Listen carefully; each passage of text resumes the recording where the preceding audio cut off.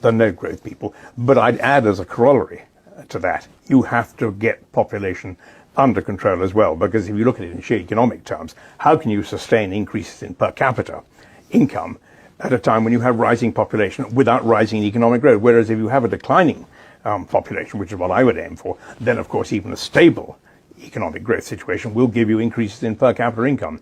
So that's where I stand on that. Do you have a sense of what the carrying capacity of Britain is, or of the world as a whole? Or? Well, Britain, I put it at 10 or 15 million.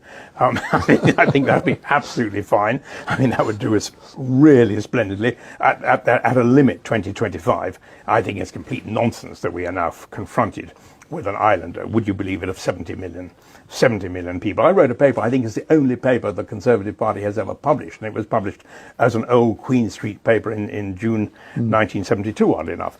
And it was called Britain Needs a Population Policy.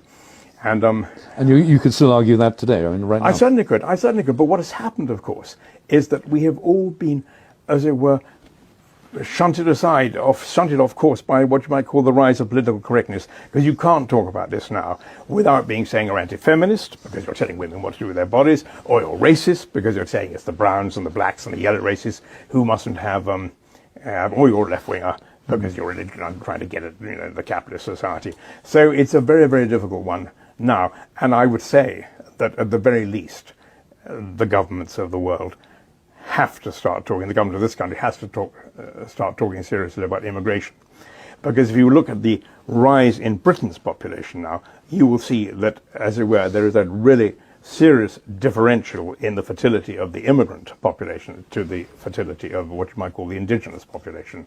So anyway, but this is very political stuff, not one for Guardian readers.